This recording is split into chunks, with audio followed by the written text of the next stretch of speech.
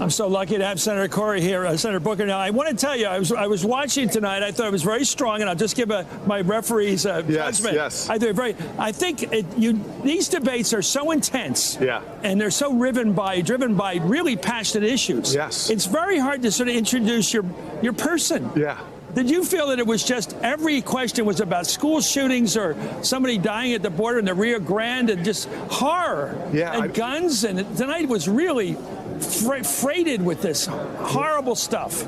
Yeah, there's a lot of hurt in America. We hit on guns, on immigration, even issues of the economy and healthcare, which are really hurting. So with this big of a field, I don't think you got to know the candidates as much as we will on future debate stages. I think they're going to whittle down, especially with the high need for individual contributions in future debates. But I felt very strong. I felt I was able to make my points, make my case, and introduced a lot of Americans who, you know, unlike some of the other people in this race who have 90, 100% name recognition, we're down at about 50%. So this is a good opportunity. I thought you spoke for cities. I thought you spoke for Newark, big cities where I grew up in. Yeah. I think you spoke for the attitude people have towards guns who live in row houses. Yes. We don't need guns. We don't need them in the neighborhoods. We don't kids have them. You talked about registration, but you also talked, I thought, very evocatively about hearing gunshots. You know, when you hear them from a rifle range or something, it's fine. But when you hear them, people shooting to kill at night. You know what's really sad about that's your neighborhood up in Newark or down in D.C.? In Newark. It's where I've lived for 20 years. And when you have the 4th of July and parents telling you that when kids hear fireworks, they show traumatic stress. They hide under beds or in closets or have anxiety attacks. Yeah. This is the kind of stuff that many Americans know every single day, worrying. But now that fear is spreading with these mass shootings. And that's why I think we're going to win this battle, and we shouldn't have low ambitions when it comes to this. Yeah. We can solve this problem and not take away a person's right to own a gun. My ambitious plan, the only people that should be afraid of it should be the corporate gun lobby, gun runners, and criminals who too easily get their hands on guns. Well, I wasn't ready for this, Senator, but when people went to their bilingualism tonight, I am always impressed because I'm terrible at languages. People were talking about your expression when Beto went to Spanish tonight. Yeah, well, he threw down the gauntlet, and I had to respond. There's a number of bilingual people on that stage, and it was Beto. You're looking there. What the heck is going on here? And I just think it's interesting. I guess this is going to progress now. Well, you know, I was listening to him, and I was like, okay, fine.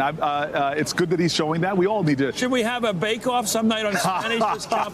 Spanish literacy? You know what? I'm happy. My Spanish I would nowhere near fluent, but I'm conversational. I can do interviews. We need to do more of that. Okay, the NRA gun owners out there, the members of the Second Amendment community heard you tonight, I'm sure. When you said registration, they have been, you said if you have to drive a car when you're 16, you got to get a driver's license, you got to go to training, you get to be a junior driver if you can't drive at night, the whole procedure. You say we need something like that on guns. Yeah, we absolutely do. And the states that have done it have seen dramatic drops in gun violence. Surprise, surprise. Is it constitutional to require that stuff? Absolutely. The Constitution, the Supreme Court has spoken on this numerous times, that there are reasonable restrictions because there's no absolute rights. We don't have the absolute right to free speech. I can't stand up in a movie theater and scream fire. Well, we see firing going on too much. We need to have reasonable gun safety provisions that are common sense, and the majority of America agrees with me on this. Let's talk about numbers. I've been looking at your numbers. You're down in the single digits. There's about 5 candidates who seem to have broken up into an upper tier.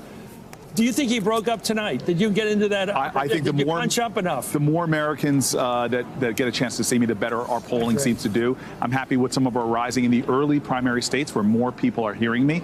And you know this, we've got 215, 220 days left in this election before we even get to Iowa. We're going to have a lot of time to make our case. And you know also from past campaigns, people who are leading in the polls this far out don't normally become our nominee. Is the reason nobody attacked Biden tonight is they all want to be his running mate? That's not the reason why I wasn't. You're being a little facetious about it, but I don't think he is the focus. The American people are the focus. But you'd accept that role, wouldn't you? Take it? I would accept Joe Biden being my vice president. Yeah, but actually I wouldn't even expect. Come on, that's too cute. No. Well, I'll tell you this. I would not accept it if a male offered me, because we should have a female vice president.